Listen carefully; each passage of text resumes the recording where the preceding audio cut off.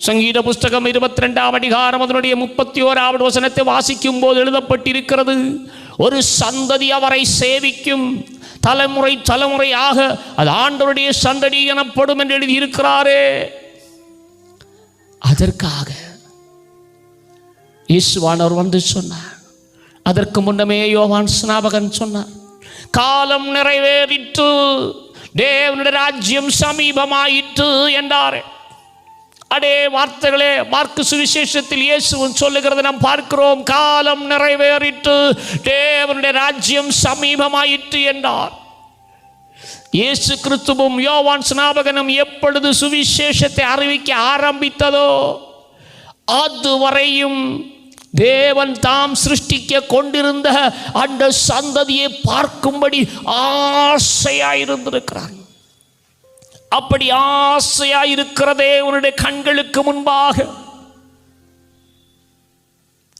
கோர சிலுவையில் துடிக்க துடிக்க தன் கடைசி சொட்டு ரத்தமும் சிந்தி தன் ஜீவனை ஈண்டு மரித்து அடக்கம் பண்ணப்பட்ட போது கர்த்தருடைய கண்கள் இதோ தாம் தெரிந்து கொண்ட சந்ததியை உருவாக்கும்படி, பூர்வ பரிசுத்தவான்கள் எத்தனையோ பேருக்கு இல்லாத பாக்கியம், ஆதி அப்போஸ்தல காலத்துக்கு பின் அப்போஸ்தலரால் பிரசங்கிக்கப்பட்ட பிரசங்கத்தினாலே உருவாக்கப்படுகிற ஒரு புதிய சந்ததி,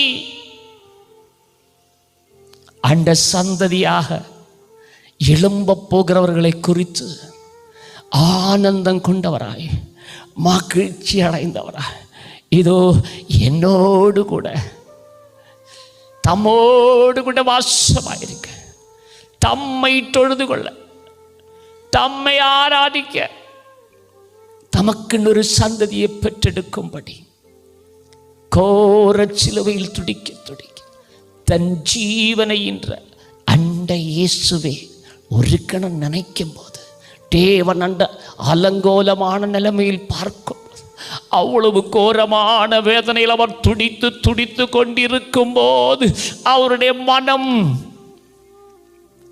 இங்கே எழுதியிருக்கிற வசனத்தின்படியாக அவர் தமது சந்ததியை கண்டு நீடிச்ச நாட்களாயிருப்பார் என்று எழுதியிருக்கிறவனவாய் அந்த சந்ததியை பார்க்கிற சந்தோஷம் இந்த நீண்ட நாட்கள் தாம் காத்திருந்ததாட அந்த சந்ததியை பெற்றெடுக்கும் பாக்கியம் அந்த சிலுவையின் மூலம் கிறிஸ்துவானவர் மூலம் அவர் உண்டு பண்ணினார்.